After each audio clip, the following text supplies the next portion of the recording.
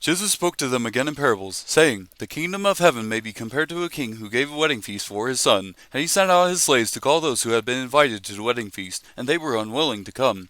Again he sent out other slaves, saying, Tell those who have been invited, Behold, I have prepared my dinner. My oxen and my fattened livestock are all butchered, and everything is ready. Come to the wedding feast. But they paid no attention and went their way, one to his own farm, another to his business, and the rest seized his slaves and mistreated them and killed them.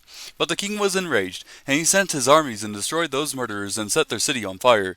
Then he said to his slaves, The wedding is ready, but those who were invited were not worthy. Go therefore to the main highways, and as many as you find there, invite to the wedding feast. Those slaves went out into the streets and gathered together all they found, both evil and good, and the wedding hall was filled with dinner guests. But when the king came in to look over the dinner guests, he saw a man there who was not dressed in wedding clothes.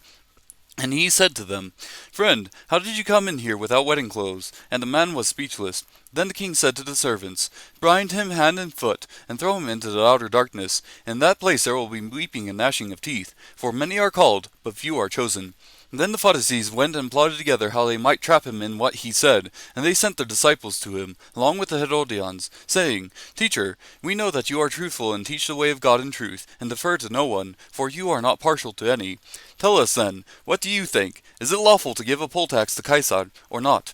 But Jesus perceived their malice, and said, Why are you testing me, you hypocrites? Show me the coin used for the poll tax. And they brought him a denarius. And he said to them, Whose likeness and inscription is this? They said to him, Caesar's. Then he said to them, Then render to Caesar the things that are Caesar's, and to God the things that are God's.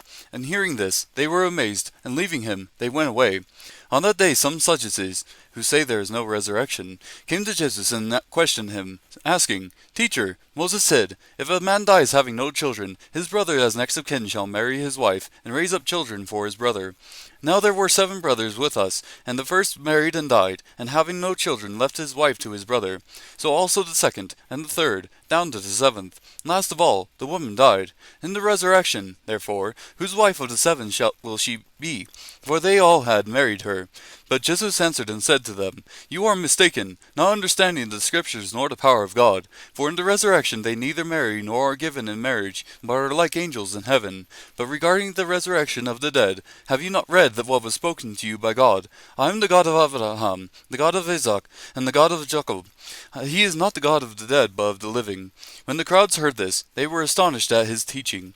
But when the Pharisees heard that Jesus had silenced the Sadducees, they gathered themselves together. One of them, a lawyer, asked him a question, testing him, Teacher, which is the great commandment in the law? And he said to him, You shall love the Lord your God with all your heart, and with all your soul, and with all your mind. This is the great and foremost command. The second is like it. You shall love your neighbor as yourself. On these 2 commandments depend the whole law of the prophets. Now while the Pharisees were gathered together, Jesus asked them a question.